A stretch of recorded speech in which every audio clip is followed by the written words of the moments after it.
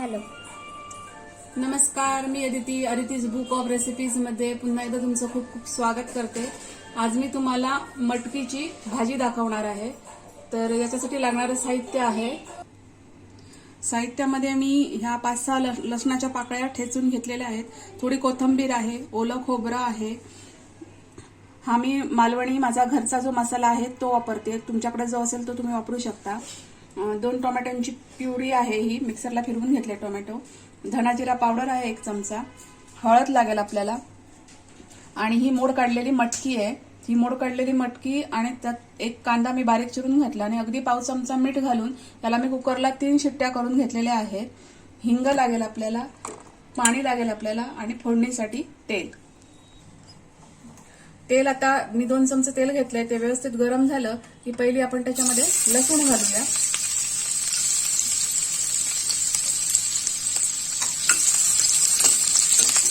लसूण हलकी भाजून घ्यायची.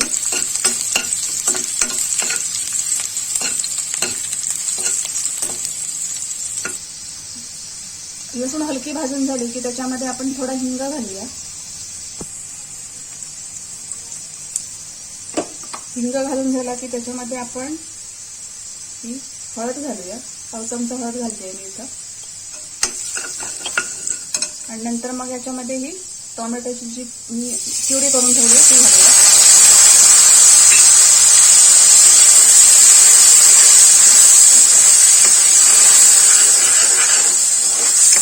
व्यवस्थित एकत्र करून घ्यायचं आणि याला मी 5 मिनिटाची वाफ देते. झाकण लावून मंद आचेवर मी 5 मिनिटाची वाफ देते. त्याच्यामुळे काय होईल की टोमॅटो व्यवस्थित शिजून येईल. चला, आता आपली 5 मिनिटं झाली आहे. टोमॅटोला चांगली वाफ आली आहे. टोमॅटो व्यवस्थित झाला शिजून घेतल्यानंतर त्याच्यामध्ये आपण हा जो मसाला ठेवलाय तो घालूया. आता हा मी घरगुती वापरलाय. तुमच्याकडे जो असेल तो तुम्हाला जेवढं तिखट पाहिजे तेवढं वापरू शकता. ही धना जिरा पावडर मी 1 चमचा ठेवली ती घालते. एकत्र करून घेते व्यवस्थित. आणि आता याच्यामध्ये मी मटकी घालते.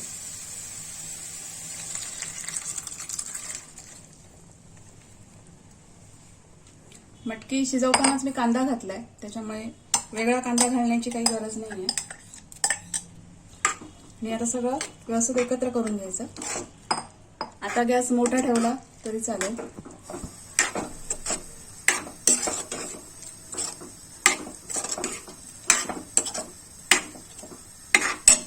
आणि आता याच्यामध्ये मी चवीप्रमाणे मीठ घालते. थोडंसं मीठ मी मटकी शिजताना घातलंय, त्याचा अंदाज घेऊन मी आता हे मीठ घालते.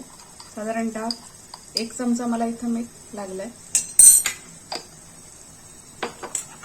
मीठ घातल्यानंतर मी सगळं व्यवस्थित एकत्र करून घेते.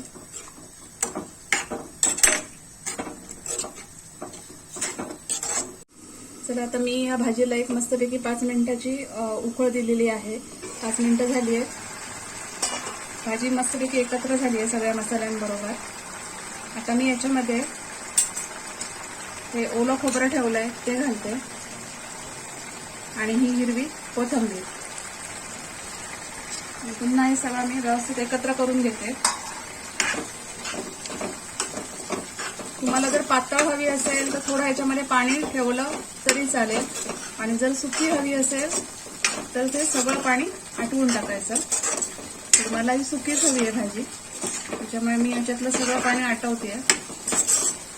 आणि कोथिंबीर आणि खोबरं घातल्यानंतर पुन्हा एकदा मी याला झाकण ठेवून 1-2 मिनिटाची वाफ देते. चला, आता 2 मिनिटं झालेली आहे.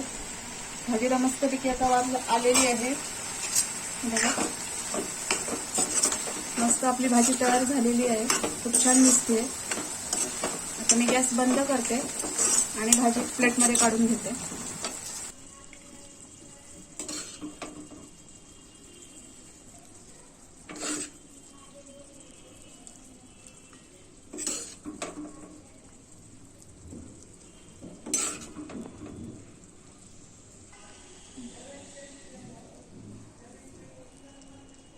हे बघा, माझी मटकीची भाजी तयार झालेली आहे.